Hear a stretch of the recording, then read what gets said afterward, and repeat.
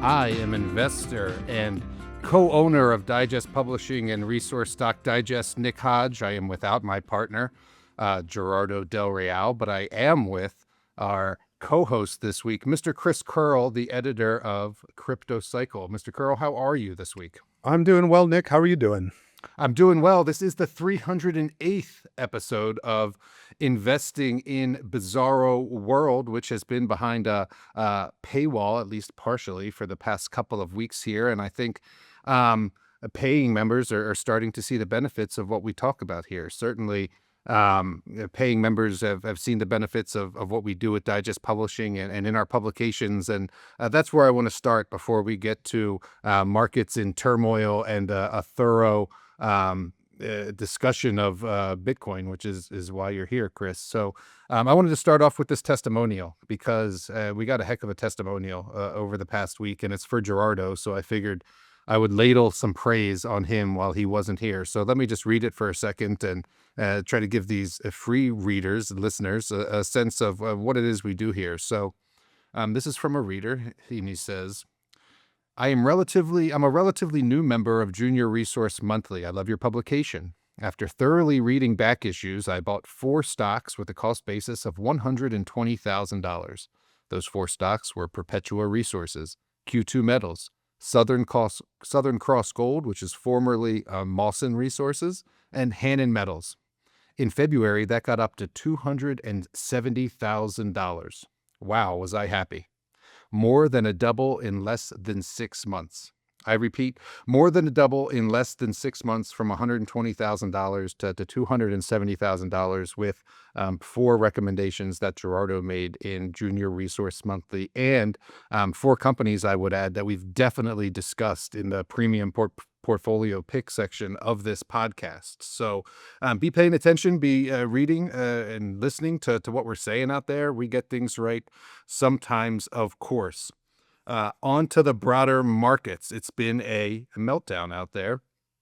The S&P has now officially corrected, down 10% from its highs reached in late February, as all the things, all the confusion, all the chaos, all the back and forth, weighs down or weighs on the market from the Trump administration. We've been talking about that for weeks. I'm not going to rehash it. I'm not even going to pull up a chart of the S&P. There's thorough macro analysis in this month's issue of Foundational Profits, which will be out tomorrow, the 14th. And I wanted to talk about it through the lens of that portfolio just quickly because I want to get to Bitcoin. So gold remains at a record high, near $3,000 an ounce, and the silver is now starting to break out. I wanted to touch on silver and gold very quickly. Let me get the charts up, and I will do that. Sorry, I'm chef, cook, and bottle washer today, so doing all the things here. Let me see if I can share a screen. Yep. Excellent.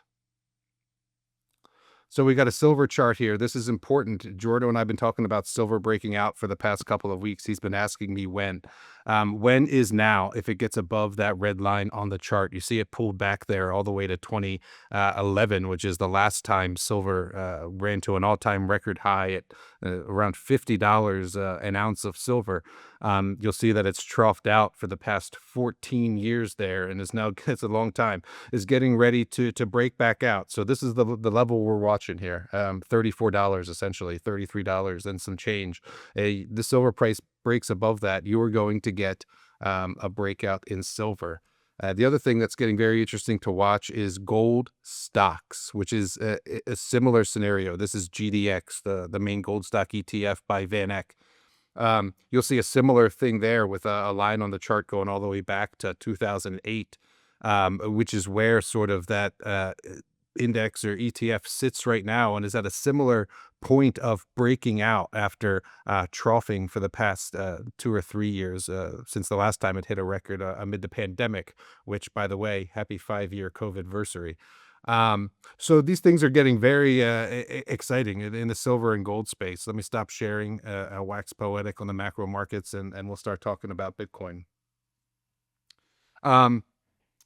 Cash and patience are asset classes. You've probably heard me say that before. I wrote an editorial this week in Daily Profit Cycle about the ongoing correction in the broader markets, and I basically laid out my entire positioning in that article. You can go check it out on Daily Profit Cycle. I think it's titled something like "Pet Rock beating stocks" or something like that, beating pet stocks. So in that article, I said that, our portfolio and foundational profits is around a third cash. And it's been that way for a while because lots of things have been overvalued. And nonetheless, we've been outperforming the market with that amount of cash, certainly for the past 3, 4, 5 months or so. We yield over 4% on that cash, and it can't go down.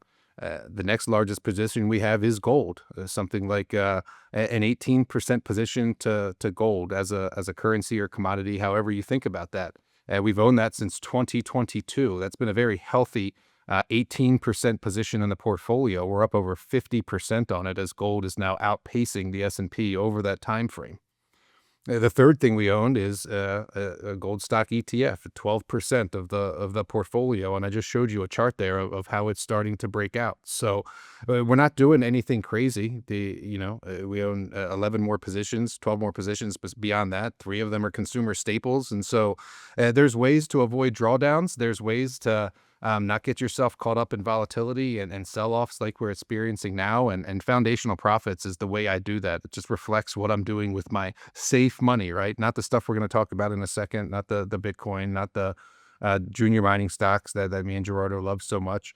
This is how I'm managing sort of my family's wealth and my legacy, right? And I'll be frank, I haven't experienced a drawdown over the past 2 weeks because of those allocations that I just laid out for you. In fact, gold and gold stocks have continued to go up as the S&P has gone down. So that's the macro musing section of this podcast. I'm breezing through things quickly because I want to talk to Mr. Curls. So let me set the stage, and we'll just banter back and forth about market takes and this bizarre world we're in.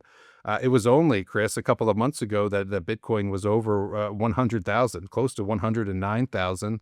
Very euphoric. Michael Saylor on the television every day, raising money, buying more Bitcoin, all the things, right? And it's been very bullish, right? We had the advent of the ETFs. We had, BlackRock talking about Bitcoin and crypto. We've had other ETFs for other altcoins or other cryptos, and then we get this risk off environment, and Bitcoin. I just said that the S&P has corrected 10%, but Bitcoin's lost nearly 25%. Let's just start there with what you make of the recent Bitcoin action, and then we can get into other stuff like the fundamentals and the policy and things like that. Sure. Yeah. So unfortunately, Bitcoin is still traded like a risk on asset, even though in many ways it correlates more closely in its fundamentals to gold. The market doesn't see it that way, and it sells off when there's a risk off environment like we've had. And this risk off environment was propelled largely by Trump 2.0. If there's one thing the markets hate more than anything, even more than bad news, it's uncertainty. And Trump 2.0 is a big ball of uncertainty. In fact, I would call him a wrecking ball of uncertainty. So that has caused a lot of panic selling in the markets, a lot of fear, uncertainty, and doubt. And when you have, the S&P, which is dominated so much by algorithmic trading, was so levered up in each direction, you're just going to get volatility.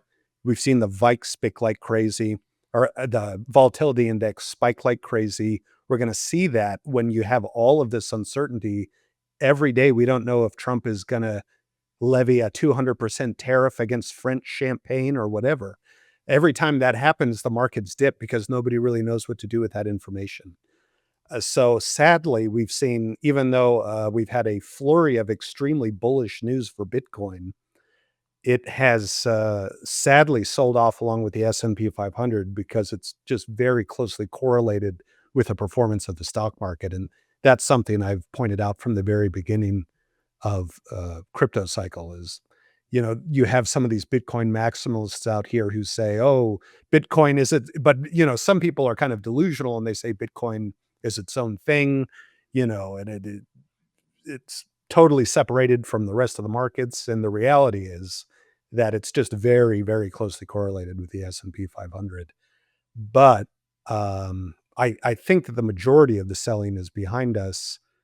We did have the CME gap that filled down at 77,000. That was set right after the inauguration when Trump won.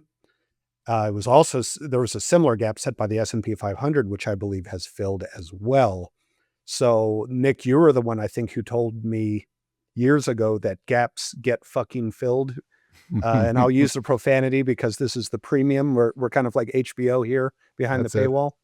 But and so that happened. So Bitcoin dumped down to 77,000, filled that gap, and most likely that was the bottom. Of course, there is always the chance that, if the macroeconomic data gets worse, if Trump keeps terrifying everybody with more tariff talks, that it could drop down to the $73,000 support level. That could happen. But I think that the worst of the selling for this part of the cycle is probably over. And in many ways, this reminds me of the really negative performance that we saw during the summer when Bitcoin had a significant drop. Germany sold all of its Bitcoin for somewhere around $50,000 a coin, which at the time I was decrying them. It was a terrible policy. Olaf Schultz apparently doesn't take my advice, and they went ahead and sold off all their Bitcoin anyways. But, of course, as we saw Bitcoin then over double in value from that point, and I predicted the Trump win, and also I predicted that Trump would implement his pro-crypto policies and that this would be a very pro-crypto administration, which it certainly has been because now we have the Bitcoin Strategic Reserve. The United States will at least not be stupid enough to sell off all their Bitcoin for Don't you pennies on the underestimate them. dollar like Germany did. So there's some hope for the future, at least. I mean, it's like Canada selling the gold, right? It's Yeah. you shouldn't put faith in the government to do the right thing at the right time. That's for sure. I had a Bitcoin chart up there while you were talking for a little bit. It's halted. It's declined for the meantime around 77, 80,000, as you were just saying.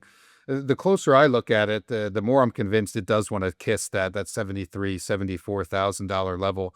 I was actually writing a bit about Bitcoin in the foundational profits issue for March, which is not out yet. It will be out tomorrow, Friday, the 14th. For those of you listening to the paid version, if you're listening to the free version, it will have been out last week. Where do I want to go from here? What would you advise someone new coming into the space now, right? Is it start buying now? Is it wait and see for a couple of more weeks? So that's sort of the first part of the question. And then the second part of the question, or maybe not a question, but a prod for discussion is, you mentioned a more friendly administration in the Trump administration. The other thing I see is that we used to have drawdowns of like 75% in the Bitcoin space, right? Like it would go to, I don't know, 65, 68,000. And I think it sold down to like 16,000 after that a couple of years ago. And that's quite the drawdown, right? When I look at, again, the administration, the lip service they've given it so far, the people they've put in, agencies that are sort of watchdog agencies, SEC, et cetera, that are favorable to it, the creation of the Bitcoin Reserve, as you mentioned, and then just Wall Street getting involved now. I wonder if for you that not negates, but reduces the size of potential drawdowns, right? Like we didn't have this institutional money in there a couple of years ago when there were 75% drawdowns. We didn't have a positive administration. Like for me, that gives it some sort of backstop that's going to smooth out the volatility as it gets more mass adopted. Maybe you talk a little bit about that, incorporate it into your answer as to what you would tell someone new to the space. Well, I think that's a really good point, and I don't think we'll see the same level of downside volatility for Bitcoin specifically that we saw in the previous bear market, like you said, where It dropped even below its previous cycle high at 20,000. It dipped down to 16,000. That was kind of a worst case scenario. We had the FTX collapse, and it was just a terrible time, not only for crypto, but the broader macro economy looked like crap. That we were technically in a recession around that time. We had negative GDP growth. Things were looking really crappy, and we had a very hostile administration under Biden. We had a SEC chairman in Gary Gensler who was very anti-crypto. So things have changed a lot. I mean, we now have a totally pro-crypto administration, like you said. Uyeda, the SEC chairman, is pro-crypto. Secretary of Treasury is pro. Pretty much the whole administration, all across the board, is pro-crypto. Trump has gotten enough campaign contributions from the crypto industry that he's totally endorsed it. He's launched his own meme coin. He's got the World Liberty Financial, which is investing in Ethereum and other crypto projects. So, I mean, you couldn't ask for a better situation when it comes to the policy side of crypto. And I remember a few years ago when I would talk about crypto with people, the first thing they would ask me was, do you think the government's going to ban Bitcoin? Well, I think now with the issuance of this Bitcoin strategic reserve, that pretty much totally rules out the US government banning Bitcoin at any point moving forward. And I think that's going to really discourage any other nation states from taking any kind of similar stance on Bitcoin when it comes to banning it or anything like that. And of course, now we also have the spot traded ETFs here in the United States that were approved last year, which have been a huge boon for Bitcoin. And those aren't going away. I mean, the Larry Fink is constantly shilling Bitcoin, on TV and everywhere else. Having the world's largest asset manager, the guy who runs that, constantly telling you that Bitcoin's a good investment, and wanting to expand that investment and give it to their asset managers to have a 1% to 2% allocation, that's huge, because even their model portfolios are worth, at least $150 billion. And then you've got over $100 trillion in assets under management globally. If they follow the BlackRock model of 1% to 2% allocation into Bitcoin, and maybe even going so high as to say 5%, like they often do with gold, that is going to dramatically not only increase the market cap of Bitcoin, which is still very small, it will serve as a support for Bitcoin moving forward, and hopefully reduce its volatility.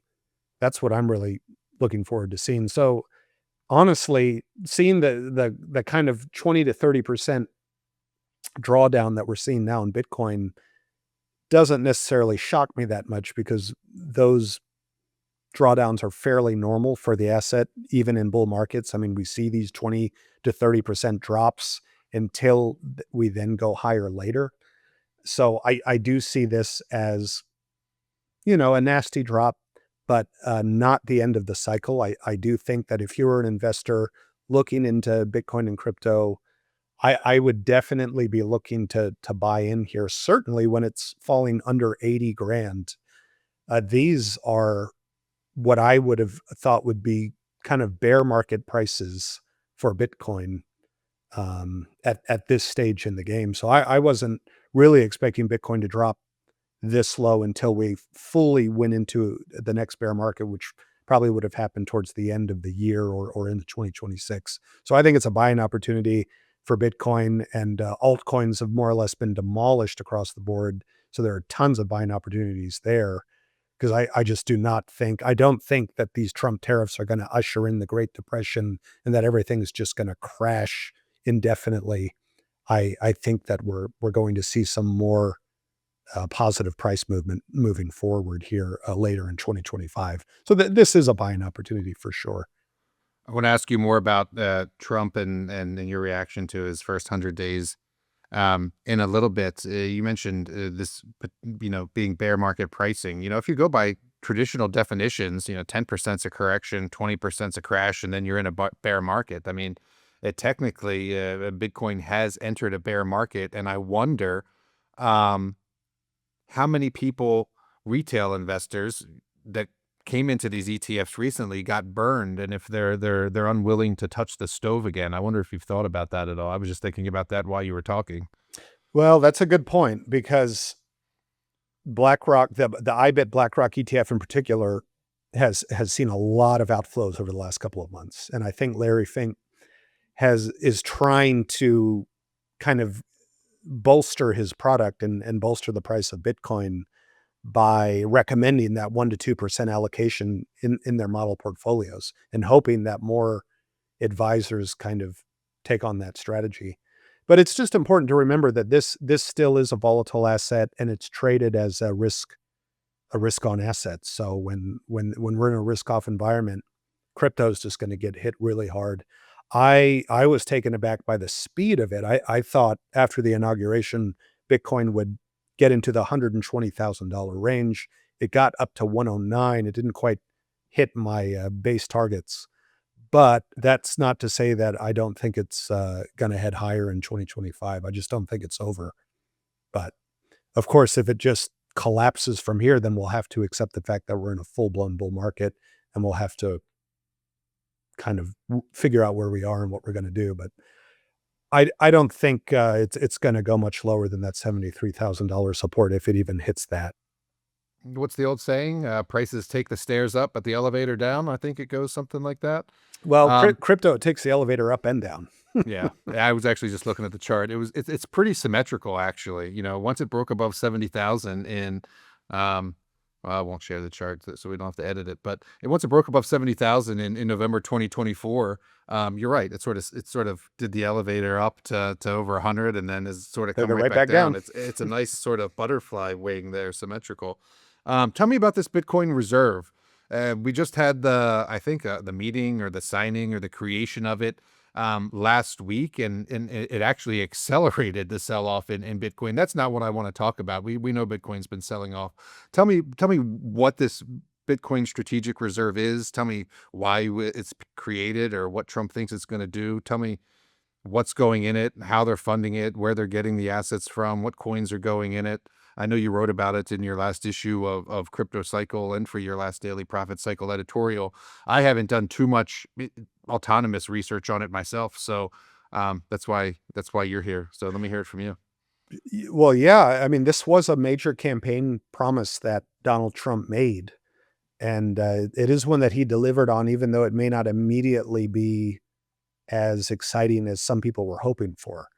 But last week, he held a crypto summit at the White House. A lot of the leading figures in crypto were there, including Michael Saylor and Coinbase CEO Brian Armstrong. And in that executive order that he signed that day, he created two reserves. One was the strategic Bitcoin reserve, and the second was a separate digital asset stockpile. So the digital asset stockpile wasn't really a promise made, but it could prove to be interesting in the future. But as far as the Bitcoin reserve goes, what it does is it ensures that the government holds the 200,000 Bitcoin that it has seized through illegal activities, that it won't be sold and that'll be put in this reserve. It's committed to hold Bitcoin and not selling any of it.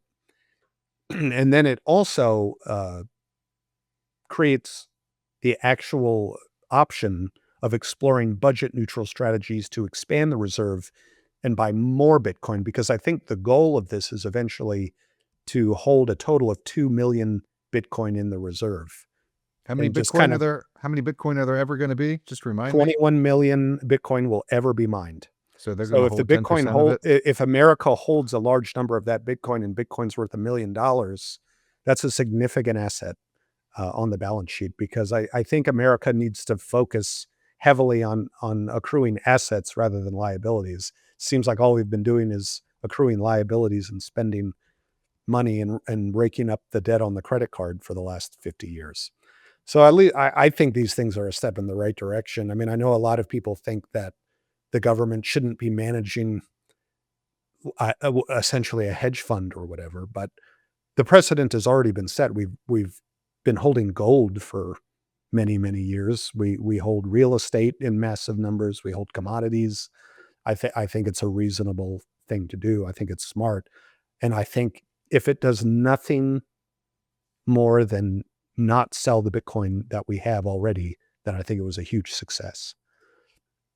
And then going on to the digital asset stockpile, uh, as of now, that will just be other cryptocurrencies seized by the US government.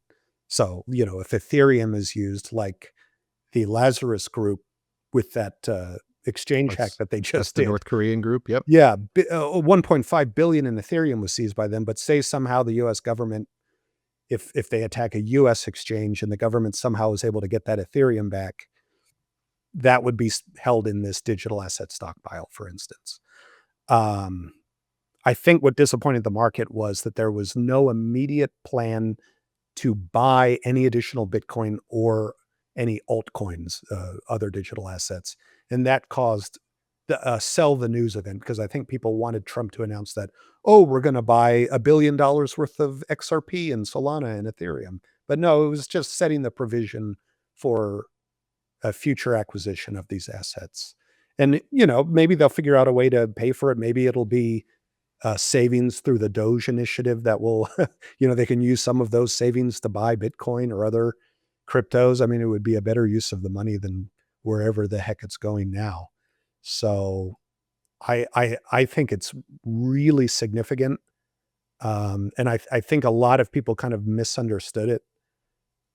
And the biggest impacts in my mind are that it, like I mentioned earlier, significantly reduces the probability of the US government implementing any future ban on Bitcoin, greatly increases the chances that other nations, G7 nations even, will adopt and establish their own Bitcoin reserves. And it really just accelerates the whole timeline for other nations to consider building their own Bitcoin reserves. And it creates a limited opportunity to act. I mean, people are going to want to front run this a bit. And you're already seeing state governments put forward and pass a bill just passed in Texas by the state to establish a Bitcoin reserve of their own. Arizona's exploring it. Oklahoma's exploring it. New Hampshire's exploring it. So this is probably only going to grow with time. And we're with America embracing Bitcoin officially. Um, I think what's to stop central banks across the world from buying it? What's to stop organizations like the IMF, to basically say, oh, I guess Bitcoin's okay. I think it's very legitimizing for cryptocurrency and specifically Bitcoin. Um, Typically, when you think about sovereign wealth funds or strategic reserves, you think about countries that actually have surpluses, right? You think of Saudi Arabia with their oil money, or Norway with its oil money in the North Sea. You mentioned that they're going to use Bitcoin and other cryptos that have been confiscated from illegal activities. I won't open a can of worms about the dollar and the government's illegal activities. Let's skip over that for this podcast. But where, I guess maybe this is semantics. Maybe it doesn't matter. But you say they want to go to 2 million Bitcoin, if I heard correctly, which it's worth pointing out is 9% of the total supply of Bitcoin that will ever be mined. It's worth saying that.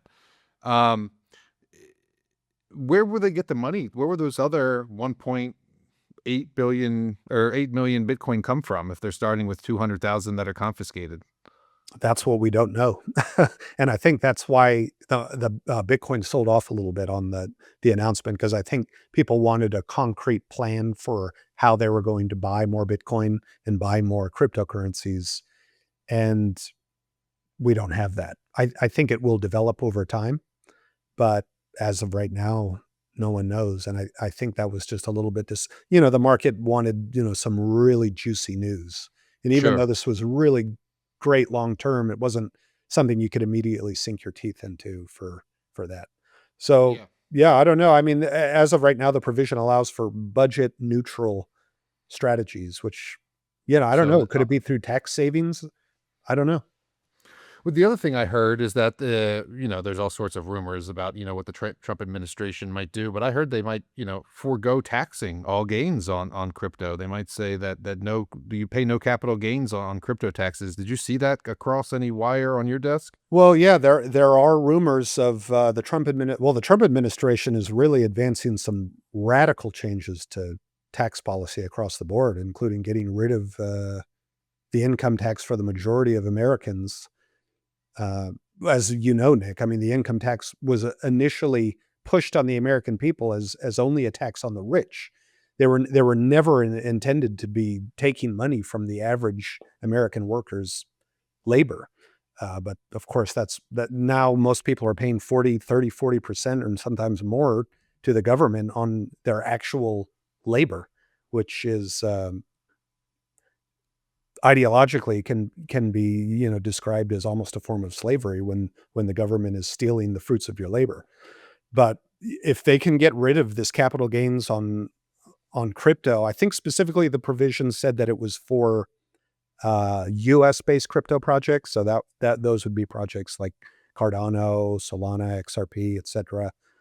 Um, Regardless, I mean, I think that would be a big boon for the altcoin industry at any rate, because people would be a lot more. Someone would be a lot more. Re- yeah, essentially, just the entire investment landscape would change because you'd have so many people that would be willing to throw in on these cryptos because, hey, I don't have to pay capital gains. That's It so becomes much risk removed from the equation. becomes more of a store of value in that sense, Yeah. more like a gold coin, right? That's in my safe, and that's where I'm sort of getting to with this line of questioning. I have gold bars in my safe, and I know folks with many more gold bars than I do who use them because the government doesn't know where they are, that they have them, that they can trade them back and forth with other people or things to avoid using currency, to avoid having to file forms with letters and numbers like 13Fs and W9s and things like that, right? Um, and so you mentioned a little history there. You talked about the income tax. This country was born in 1776, right? We didn't have an income tax until 1913, and it's funny that was the same year that the Federal Reserve was created. For you folks out there who haven't read the Creature from Jekyll Island, by all means, go find a copy of that book and check it out. You mentioned earlier that. Um, the creation of this Bitcoin reserve legitimizes Bitcoin to a certain extent and also alleviates the fear of the government banning Yep. the ownership of Bitcoin. But banning isn't the same thing as confiscating. And one thing I was thinking about is while you were talking is, the government did confiscate gold. I mean, during the Great Depression. And so have you thought about the confiscation of Bitcoin in any sense? And it's very interesting to think about, um, especially depending on how you buy your Bitcoin, right? Because if it's in an ETF or a tradable trust that's on an exchange, certainly the government can get its hands on that very quickly, as opposed to cold storage where you store your Bitcoin sort of in a offline, right, on a memory stick or something like that. So, have you given any thought to um, that confiscation of Bitcoin? Yeah, I think especially with the new administration that we have, there's no risk of anything like that happening for a long time. That's not to say it couldn't happen. I mean, look at the difference in. I mean, Trump is in many ways kind of like a Herbert Hoover, and if an FDR comes along after Trump, I mean, who knows what'll happen? I think it's unlikely that anyone would confiscate Bitcoin, but that's why cold storage exists. And, we did a video that showed people how to put their Bitcoin on cold storage. There wouldn't be a way for the government to get their hands on that unless they physically came into your house. And much like gold, I suppose you could say you lost it in a boating accident. You don't want to take your cold storage Bitcoin on a boat, fishing boat, but sometimes things happen. No financial advice there, folks. But yeah, Love it. it's a possibility in the future for sure. Excellent. Okay, a little bit more on crypto cycle, and then we'll make the pivot here to the next section of the podcast. Is there anything we need to know? That was good on Bitcoin. So, is there anything we need to know about altcoins or meme coins or the rest of the cryptocurrency market. I'm not sure the last time you were on this podcast. It might have been with Gerardo, but Mhm. stuff's transpired. We had the Hawktua coin, we had the Trump coin, and then the Melania coin, which you mentioned earlier in this podcast. Anything we need to know about the world of altcoins and meme coins? Well, yeah. So, I've been anticipating what in crypto is known as an alt season for quite some time, and we did see a significant pump in the size of the altcoin market. But this time around, I think the meme coin mania really took over and sucked the liquidity that would have gone into legitimate cryptocurrency projects and altcoins. And that was really kind of reached its zenith with Trump launching his meme coin right before the inauguration. There's a platform on Solana called Pump.fun that basically made it very easy for anyone to launch a coin Fun, and even made it easy and fun. with essentially no liquidity. Like before, you would have had to put liquidity into the protocol, create like a liquidity pool for the so that your coin could even trade, that it would even be able to make the trades on the order book on the exchange on a DEX. Pump Fund basically eliminated all those requirements. So you and I, Nick, could probably get on there and launch a coin in 10 minutes and a Bizarro World coin, and it I was could just thinking. do whatever, people could buy it or not, but who knows, it could shoot up to millions of dollars in market cap. And there would be nothing preventing us from just pulling all that liquidity out and having a nice payday, et cetera.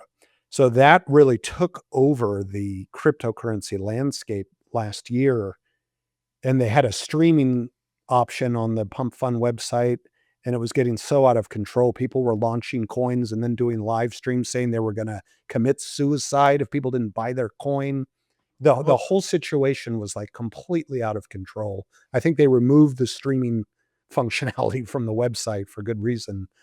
But yeah, this Pump.fun on Solana really allowed the market to get for meme coins to get massively overheated, which I think was bad for the whole crypto economy.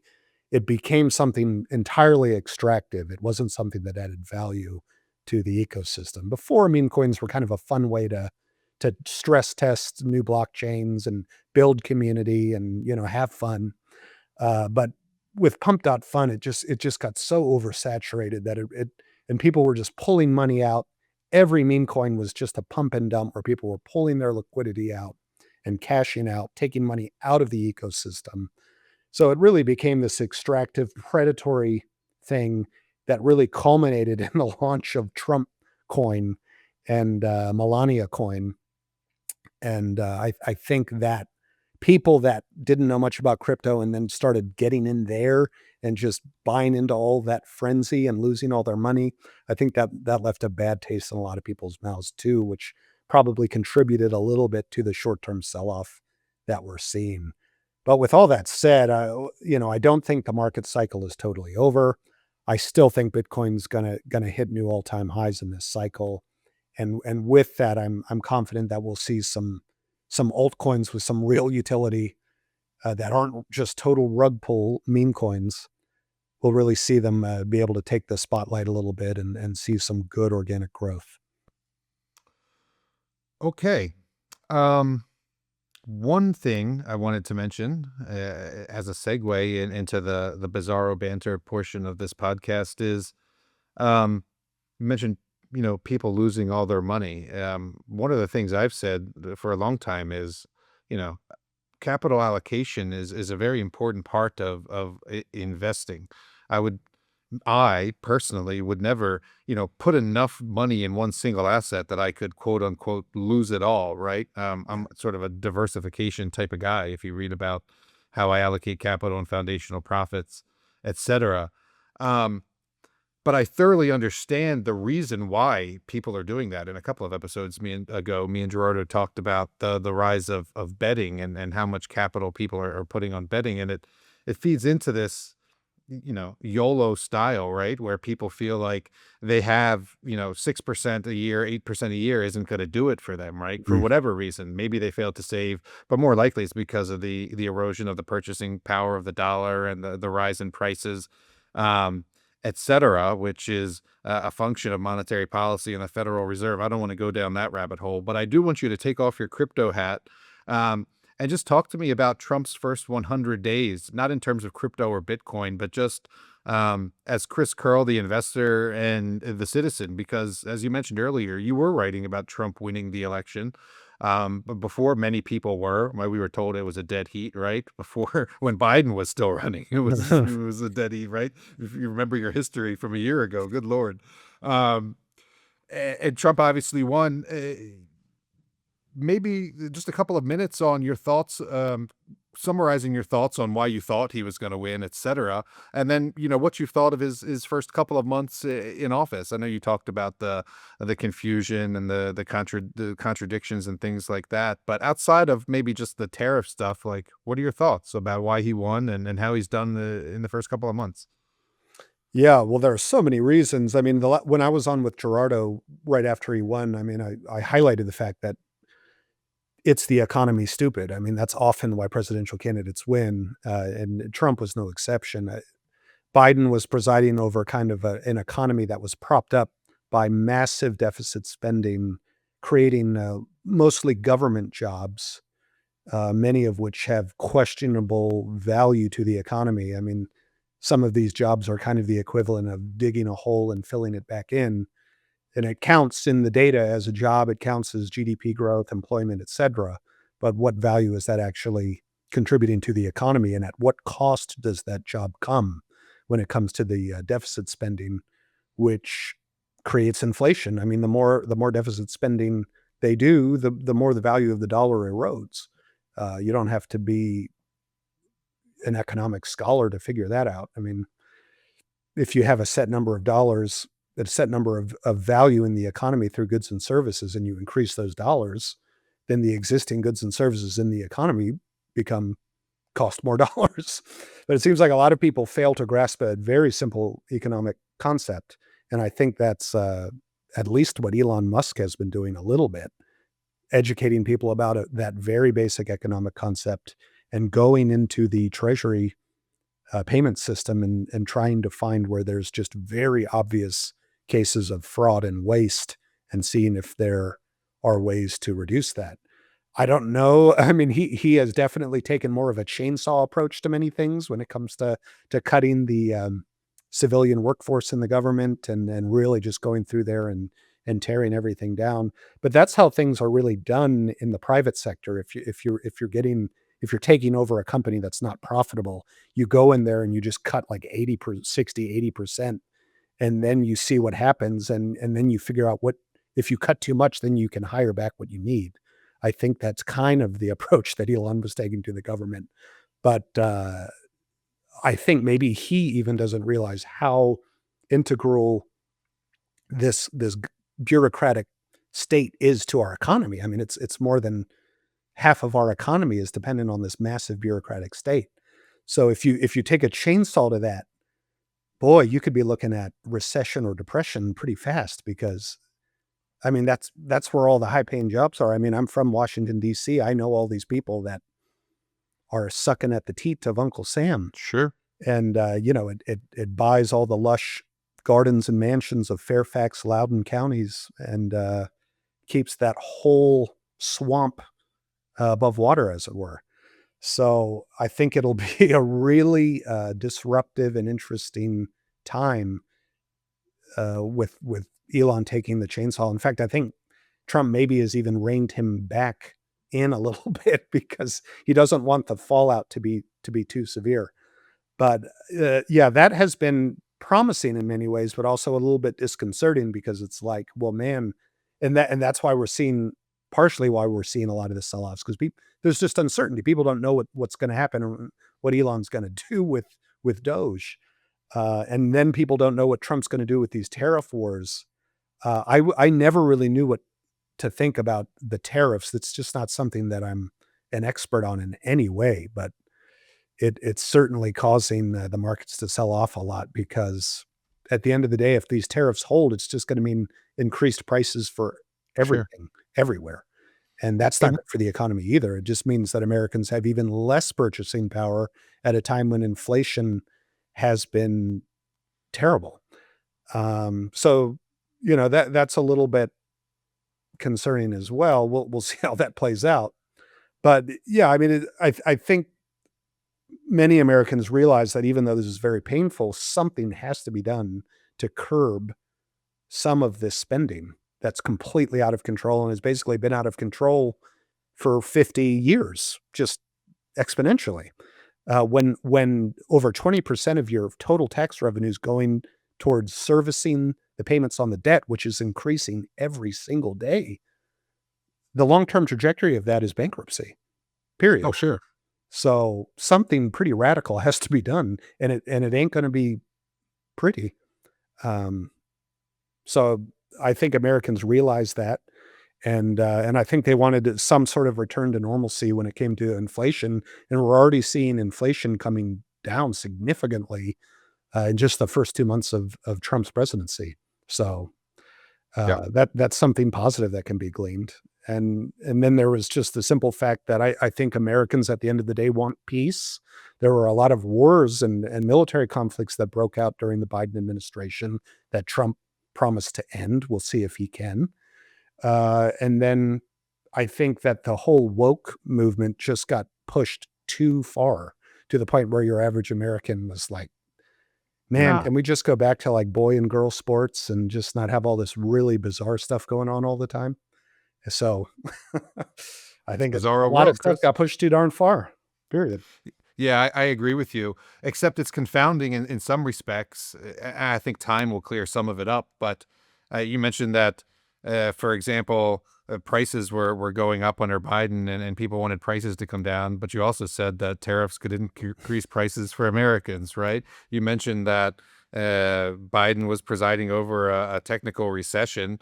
Um, and yet, um, you also mentioned that the chainsaw approach has led to a sharp contraction in GDP Yep. projections. Right now, I'm sort of with you. I think that these pain points, or taking your medicine, is temporary. I agree that government should be smaller. I agree that there's rampant waste and fraud, all the things, right? Um, but I also know, and I was again writing about this in last month's issue of Foundational Profits, what the GDP calculation is and what percentage of government spending and employment goes into it. I mean, those things you can figure out, right? And so it wasn't that hard to see that we were in for a little bit of volatility as the market digested all of this, right? Because you can't go from 2.5, 2.6, 2.8% first quarter GDP projections to, I think the Atlanta Fed is now projecting negative GDP growth for Mhm. the first quarter. We'll see, of course, but that's just throws off the algorithms, right? And for better for right or wrong, I would say wrong. That's what the algorithms were programmed on, because, as you said, government is such a large part of the economy, and so we'll see. Trump says he's not looking at the stock market. We'll see how long he doesn't look at Well, the and that stock and that market. that took me by surprise because Trump's always been the guy. His first term was all about the stock market. That's all he talked about. He bragged about it. It was the report card for his presidency. And now he doesn't care. He's like, I'm not looking at the stock market. Let's blow it all up. Let's put tariffs on Canada. Let's annex Greenland. Like Yeah. it's a different Trump. Well, And that's I why the think you're, markets are spooked. and yeah, I'm not a political analyst. I'm not a Trump guy. I'm not a Biden guy, but I've been reading takes as I do, and there's more than one smart take I've read that says like he's actually got a mission and he wants the dollar lower and he wants the rates lower and he's willing to endure the pain to get it there. We'll see if he's that guy or not. Um, I'm gonna go to the premium portfolio picks of this 308th episode of Investing in Bizarro World. I was going to wax about the swamp a little bit more, but we're already at over 40 minutes. And so I want to be respectful of people's time. So that's it for the free version. I'm Nick Hodge. This is Chris Curl here with me on behalf of Gerardo, who's not here, but we'll be here back next week. This was the 308th episode of Investing in Bizarro World. See ya.